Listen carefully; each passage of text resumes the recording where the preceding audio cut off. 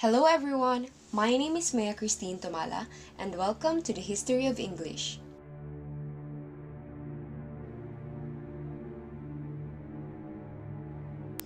English language is like a living creature. It grows, it develops, and it changes over time. In short, it is dynamic. I can generally say that we can categorize the development of English into three distinct eras. First, the Old English starting from 449 BC to 1066 BC, the Middle English from 1150 BC to 1500s, and the Modern English from 1500s up until today. But first, let us focus to the Old English period. Before the Old English existed in Britain, the country was under the control of the Romans, wherein Latin language was taught to the Celtic Britons, or the people who originated in Britain. By the time of 410 BC, the Romans left Britain, leaving the Celtic Briton vulnerable, and that's the time where the Germanic tribes began to arrive and the Old English period begins. The Picts from the north and the Scots from the west savagely attacked the unprotected British Celts. The Britons appealed to Rome and asked for help, but the help given was only temporary. The same Picts and Scots, together with the Germanic sea raiders, were called as the Saxons. The Saxons began to occupy England, in which they called the land of Angles. That is why Old English was also called as Anglo-Saxons during the time. The Germanic settlement formed 7 kingdoms.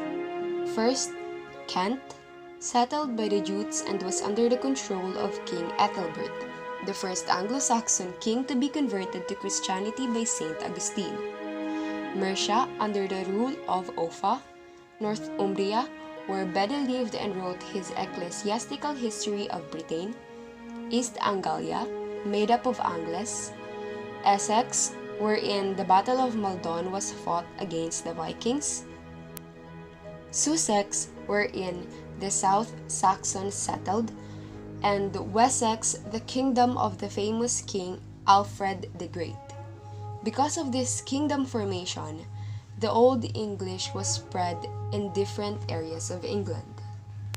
Let us hear some of the lines from the Old English language. Nee, ich kann nicht sprechen auf gut Englisch und Vorwort Dänisch. But nee, niet jij spreekt Engels of nog Danish. 4 words of Danish.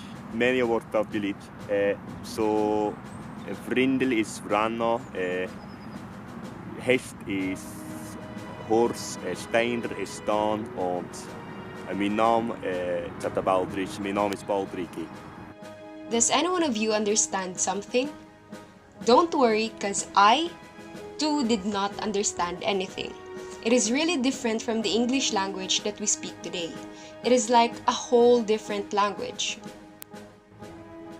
Everything is in great situation, not until the Vikings began to arrive and a new form of language was discovered, called Old Norse. Some of the English words that we use today was actually borrowed from Old Norse. Fun fact, did you know that the word Thursday actually means Thursday in Old Norse language? Well, now you know. Going back to the topic, in 870, the Vikings attacked the Wessex, which was then under the rule of King Ethelred, the brother of King Alfred.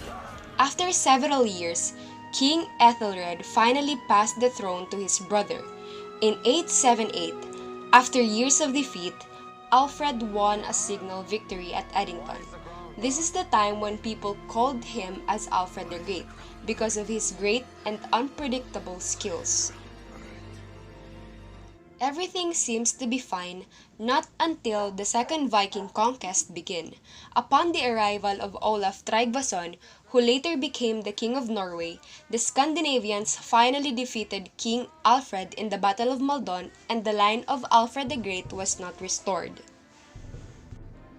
But after years of enmity, the Northmen and the Englishmen realized that they belonged to the same family. The Danes settled down peaceably enough in time and lived side by side with the English. In short, the Scandinavians or the Vikings in the end became English. Now that you already know when, where, and how the Old English began, let us now proceed to its phonological, morphological, semantic, and syntactic structure to be discussed by the next presenter.